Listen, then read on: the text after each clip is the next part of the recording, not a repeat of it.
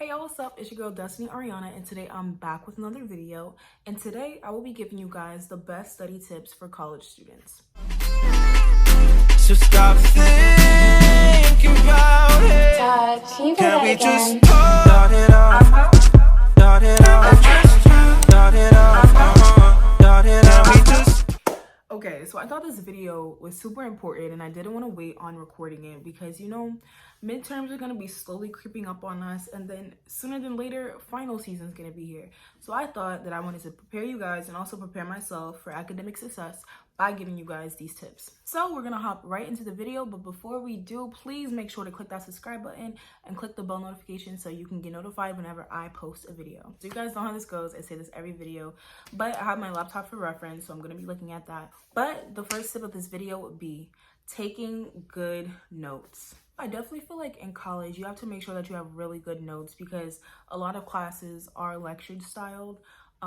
You also get, PowerPoints and things like that. But most of the times, well, from my experience, I've had lectures. So I have to make sure that my attention's on the professor at all times or I'm gonna miss valuable information. I can make a video going into detail about how to take good notes, but you have to make sure that you're getting as much information as possible, information that's important, asking the questions that you need, and then making sure that you're checking in with other students about notes that you missed. But I definitely feel like a great key to studying successfully is having good notes. So the next tip for me would be planning out your week. So I do this through a planner, but I also have a day-to-day to-do list. So I actually got this from Dollar Tree. Can you guys see that? Yeah, so it's a little to-do. This is not to-do because, sometimes we don't want to do things, but we have to do them. But basically every day I peel a paper off and I complete it. So I have a daily checklist. So with the daily checklist, I don't feel super overwhelmed because I literally just have things that I'm focusing on the next day. So it really helps me with organizing myself, organizing my thoughts, and not getting overwhelmed with work because it allows me to really plan out effectively. That being said, you need to make sure that you are also using your to-do list with your planner. So let's say I look at my planner and I see, oh, I have an exam in 2 weeks. I should put on my to-do list, hey, you have an exam coming up. Make sure that every day you're studying, study this bit of information there, and, so on and so forth. You just want to make sure that you're continuously looking at your assignments, staying on top of your assignments. And I really think having a daily checklist or a daily to-do list helps a ton. So the next tip, I feel like I say in every video that I make, but it's finding your study space, but also budgeting out study time into your schedule. So like I said multiple times, you want to make sure that you're finding a space where you can work effectively. Don't feel limited to only having one study space. You can study at multiple places on your campus. Don't feel limited to just one. But with that, you want to make sure that in your schedule, you're budgeting out study time. So you want to make sure that you are giving yourself more than enough time to study. Some people budget out hours. I cannot particularly budget out just an hour for studying. I may do readings for an hour, but usually when I do study blocks, I go anywhere from 2 to 3 hours or maybe longer than that. I think 5 hours is honestly dragging it because that's just a lot of time. And I'd like to budget that out into breaks and stuff like that. So I'd say honestly for me, a mix between 2 to 3 hours is a perfect amount of study time because I can take gradual breaks.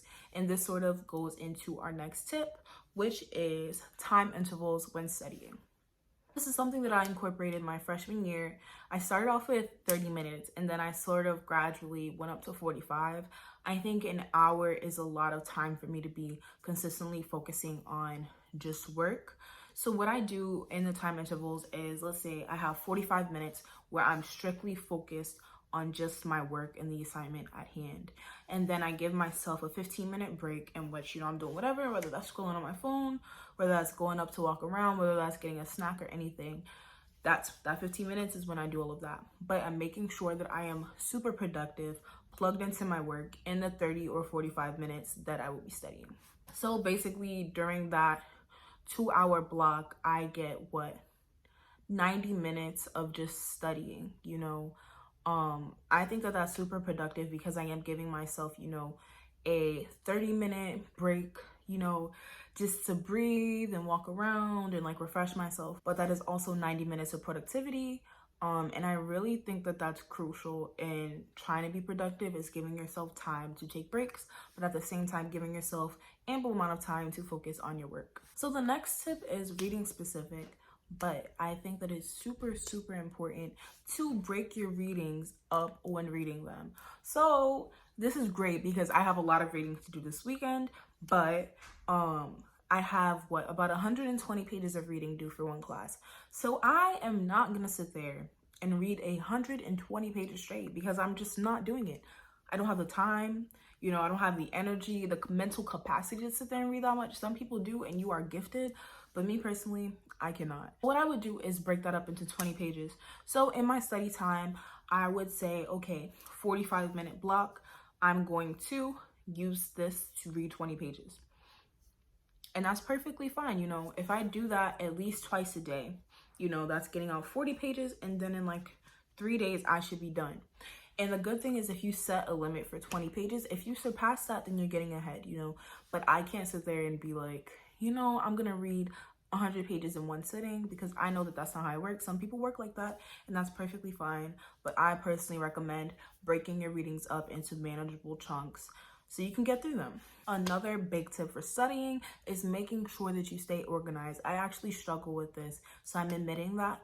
But when you're organized and you know what all your readings are, all your assignments are, it helps a ton, because I spend a lot of my time looking for books, looking for papers that I printed out, and oftentimes wasting paper, which we shouldn't be doing, reprinting out readings when I literally could have just put them into place and had them easily accessible. But no, I am really bad at organizing sometimes, especially papers. I definitely would recommend keeping yourself organized. People also do this through like your MacBook or whatever computer you have, but keeping folders that have certain assignments in it. So if you read better online, making sure you have a folder on your desktop for each class, and making sure that you're putting those readings in that so you can easily find it when you're searching for them.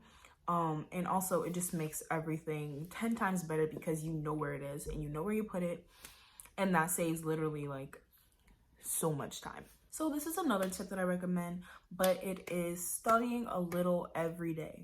So I actually have a quiz in 2 weeks. So what I'm doing now is I'm preparing my study guide. So it's 2 weeks in advance. So I want to make sure that by this weekend I have a study guide. So for the next 2 weeks coming up, every day I can study small segments of what's going to be on my quiz. When you study every day, it allows you to retain information easier.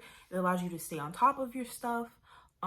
And it just allows you to not cram, because you're becoming familiar with the content. So soon it sort of becomes knowledge and common knowledge for you. So it's not something that you need to study because you kind of already know it. But even when you think you know something, it is also important to review that information because sometimes we can forget. On the topic of studying a little every day, I want to recommend some sources for those studying purposes. So things that I've used in the past, I've used Quizlet. I've used Google Docs, I've used PowerPoint, and I've used like physical index cards. So for Quizlet, I pretty much use those for intro level courses. So if I'm learning about, like terms, like in my sociology class, I was learning a lot of terms every day, and we would have exams. We had to remember those terms and what they mean. So I made sure that I created a Quizlet so I can be studying them over and over again. They have the app on your phone, which makes it really easy to study in spaces like the dining hall, or just like when you have downtime and you don't have to pull out your laptop, you can just study on your phone. Something else that I use when I have a lot of information, you can use Google Docs and break things up into headings and put bullet points and sort of like go through those. That helps me sometimes, but I don't really like writing. I'm a visual person, so I'm really a fan of Quizlet and having pictures and things to look at. And the third thing that I use, this is mainly for art history, so I don't know what other courses this could be good for, but in art history, we have images that we have to memorize. So I make PowerPoints to mimic the ones that are in class, and I basically put the PowerPoint of the image, and then I write down a bunch of bullets of things that I should remember. So then I have a slide list with just the images, but no information. I allow people to quiz me on that. It's really helpful for me because that's sort of how art history exams are set up. So it's just giving me the ability to sort of like make a game, but also learn the information in a way that is like super helpful. I'm a visual person, so it helps a lot. This is a study tip for writing papers, but basically I feel like starting small when you write your papers always helps. So these are like the 3 steps that I take. I usually brainstorm, outline, and then write.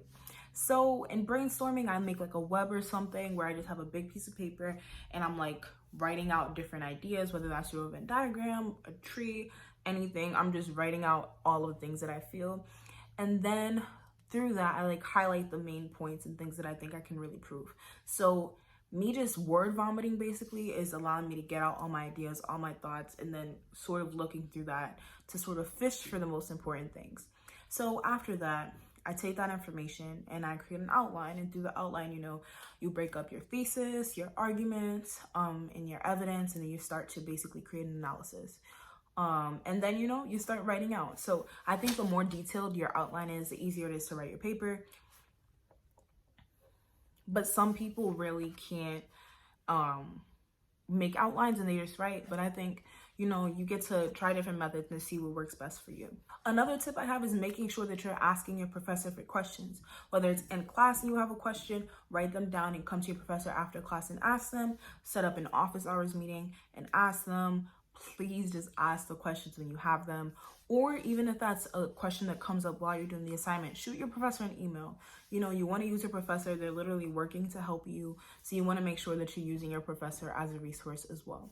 Another tip that I have is not cramming. You want to make sure that you're not waiting till the night before to study for any test or any exam.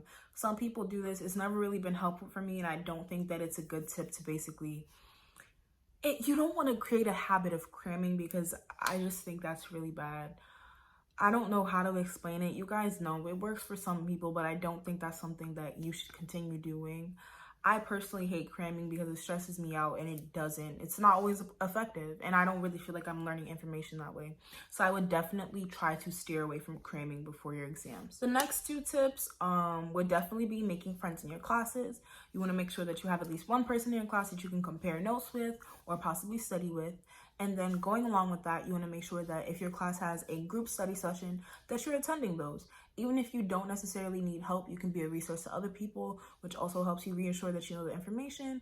But it also allows you to, build relationships with people in your class, but really just learn from them, learn with them. And I think that it just sort of helps the comfortability level when you guys are all sort of struggling through something together and then you figure it out. And it's just good to use your classmates as resources.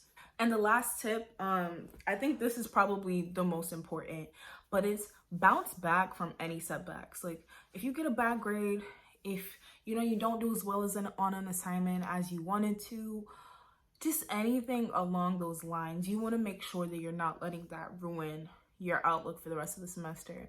You want to make sure that you're talking to your professor after. You want to make sure that you are trying to get the help to bounce back from that setback. You don't want it to sort of carry on into your next assignments, and you don't want it to change your outlook on, school in general and your grades, because yes, there are some assignments that can really damage our GPAs, but I definitely think that it's super important to not let that determine what your performance is going to be for the rest of the semester. Definitely advocate for your grades to your professors. Stay on top of your grades and your assignments as well, but definitely make sure that you don't let that bad grade alter your grade for the entire semester. Like, you really, really, really want to make sure that you are pushing through. You're not letting any negativity carry over into any other assignments. You just want to make sure that you take the L and you learn from it, because everything that happens is a lesson to be learned. So those were all of my study tips. I hope that they were helpful. Hope that you guys use them. I hope that your semesters are going well. Thank you so much for watching this video. We are on the road to 1K, so please remember to like and subscribe. Please subscribe, y'all. Like, we are so close and I'm so excited. I'm probably gonna do a giveaway or some amazing thing when I hit 1K. But thank you guys so much for watching this video, and I will see you guys on the next one.